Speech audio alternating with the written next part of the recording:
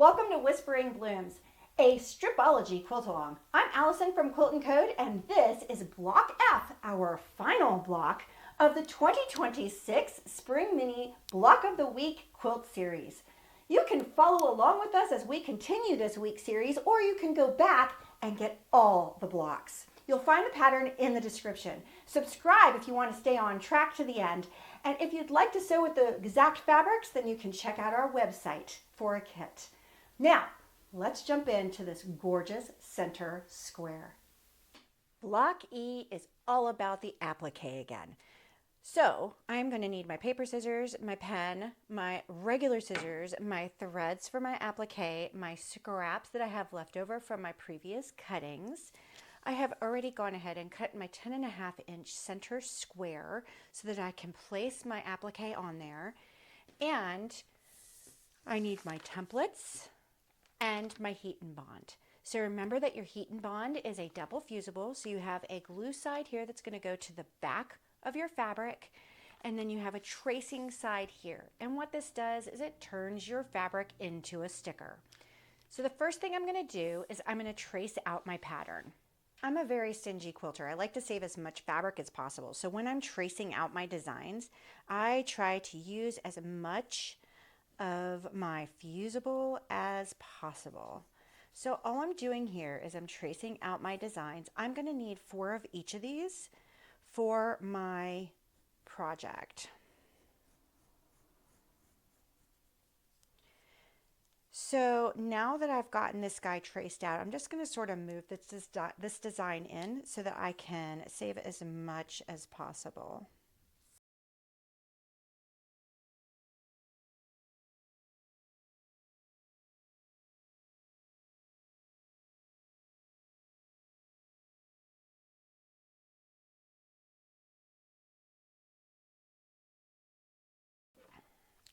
Now that I have everybody traced out, I'm going to rough cut these. I don't want to cut on the line because that will mess me up later when I glue this to the fabric.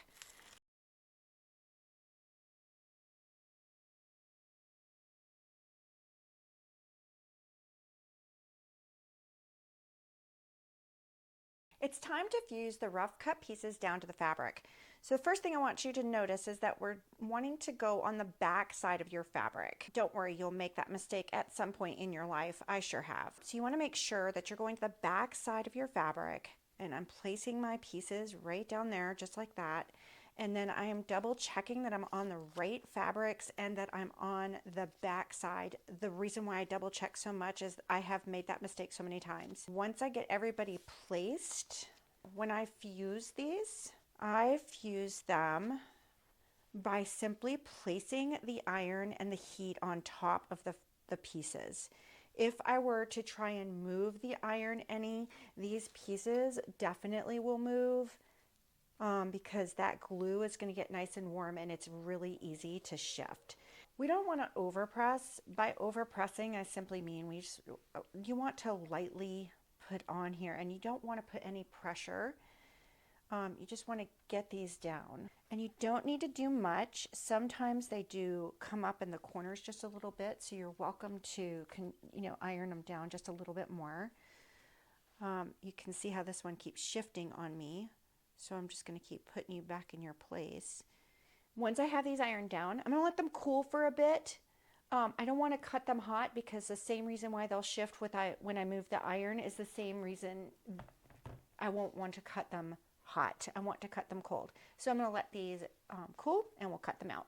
We rough cut earlier. Now we're going to cut directly on that line. Sometimes you can use the paper scissors that you were using before. The reason why we want to cut directly on that line and why we want to leave the rough cut when we did our cutting earlier on the fusible is because that glue holds those fibers in place. And it makes it a lot easier for us to cut with our scissors.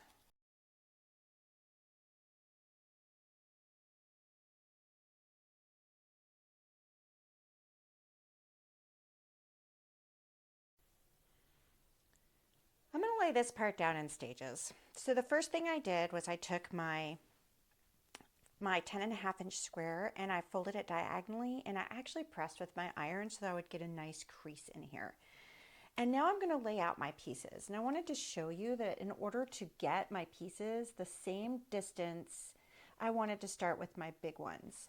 And so I am starting by giving myself a bit of a 2-inch from the corner type of leeway. And I started by simply placing all of my little rosebuds or Rosa Sharons or whatever you want to call them down first. And I also went ahead, since this is my first step, and I am removing all my paper. And so in order to do that, I usually pinch and then I pull off a little bit. I do that so that I can make sure the glue part made it onto my fabric. Sometimes it doesn't, especially in the corners, and I can go back and re-iron and check again. So I'm going to peel all those off since this is my first part, and I probably will go ahead and iron this down before I add my other pieces.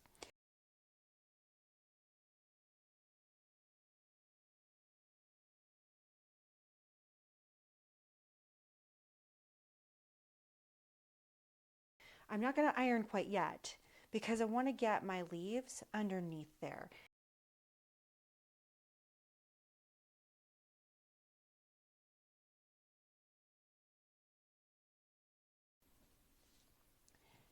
I love how this looks, so I'm going to go ahead and iron this part down.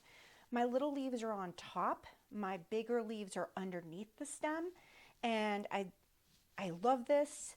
I keep losing this little leaf, so I have had to cut 2 extras out, so we're going to go ahead and get this down. So I am simply going to press my iron very lightly because I don't want any of these pieces to shift.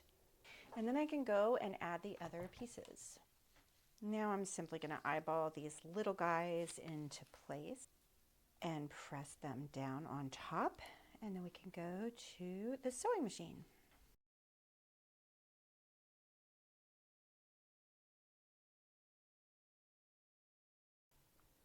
This demonstrates how I test my stitches. I'm starting with the zigzag. I decrease my stitch length and even more, and then this is more of a satin stitch. I am going to stick with the 0.35. Over here is the blanket stitch, and as you can see, I am playing with the stitch width and the stitch length with that as well. I like to also play with some decorative stitches, although I need to decrease my stitch length there in order to get it to where I want it for this project. I'm going to demonstrate on this circle the different stitches. The first stitch is just a straight stitch to hold the applique piece down. Perfectly fine, especially if you're not going to ever wash this project.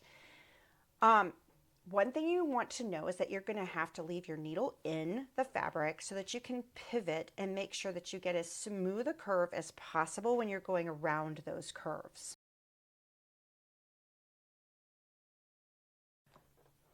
With the zigzagging stitch, you want to make sure that when the needle is going down on the right, that it's hitting the outside edge of the fabric, and that when it goes to the left, you're going into the fabric. That way you're covering the edge of that fabric, which is what you want with that zigzag stitch. Make sure that you put the needle down when you need to pivot.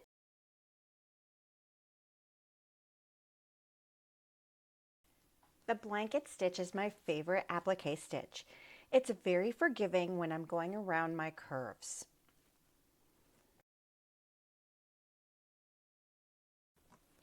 My machine does a blanket stitch by going forward, then backward, then forward. Then it goes over and back to the center.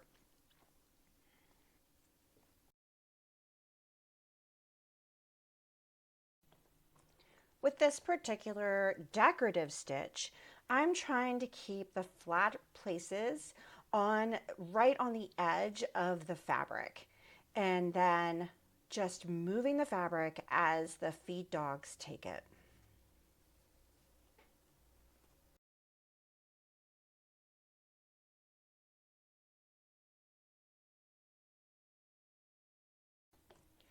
I encourage you to do a sample just like this. This will help you decide which stitch you like best.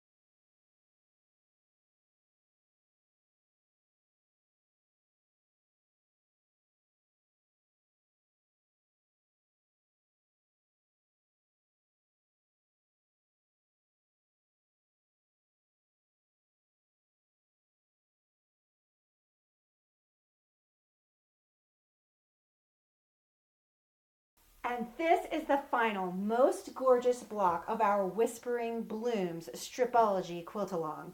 We will be putting this gorgeous quilt together in our next week's lesson. Don't forget to like and subscribe to follow along with the whole series. You'll find the pattern in the description, and if you love these fabrics as much as I do, you can check out our kits and stitch right along with us. See you next time. Happy quilting!